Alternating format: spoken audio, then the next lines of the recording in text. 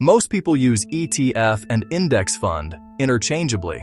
They are not the same thing, and the difference between them could affect thousands of dollars in your returns over 20 years.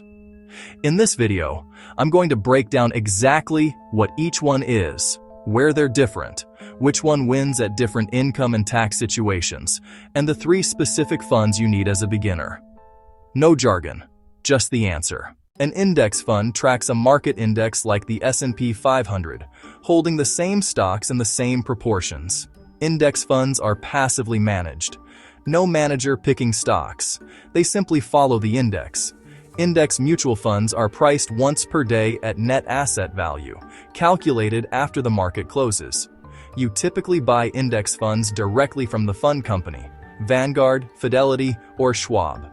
For example, Vanguard's VFIX tracks the S&P 500 and requires a $3,000 minimum investment. An ETF, an exchange-traded fund, holds the same underlying stocks as an index fund, but it trades like a stock. ETFs can be bought and sold throughout the trading day at real-time market prices. Most ETFs have no minimum investment.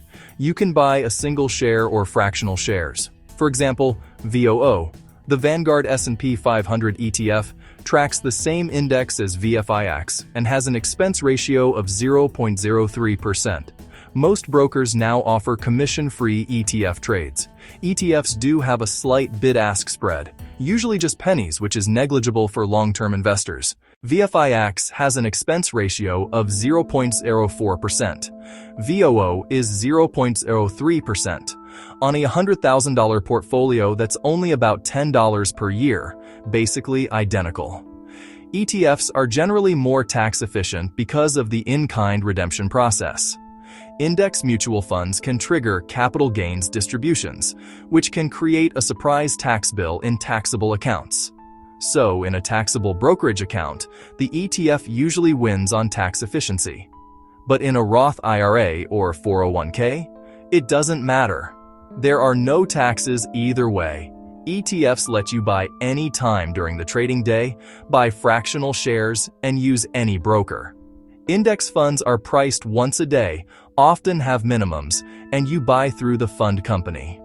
For most beginners, ETFs are easier to start with. Performance is virtually identical if they track the same index. VOO versus VFIX over 10 years, within about 0.1%.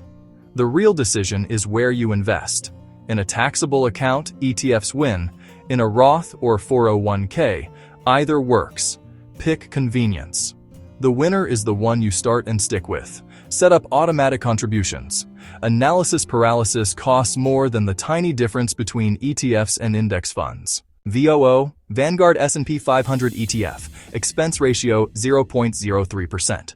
This is your core U.S. large cap holding. 500 of America's biggest companies, roughly a 10% historical annual return. Start here. About 80% of many beginner portfolios should be VOO. VTI, Vanguard Total Stock Market ETF. Expense ratio 0.03%. It covers everything VOO does, plus mid-cap and small-cap stocks, giving broader diversification. VOO is large cap only.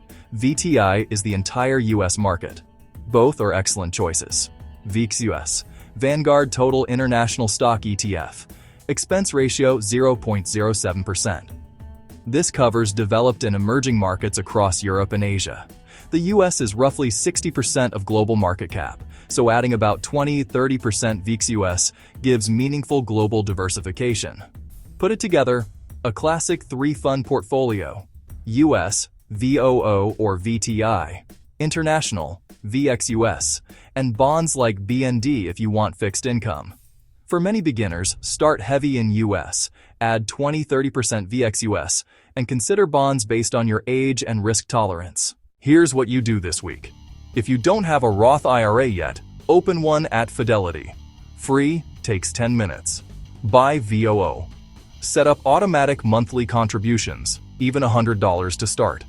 As your portfolio grows past $10,000, consider adding VIX-US for international exposure. That's the entire playbook. ETF or index fund. The best choice is the one you start. Subscribe to Wealthcode for the next video in this series. Drop a comment. Which fund are you starting with?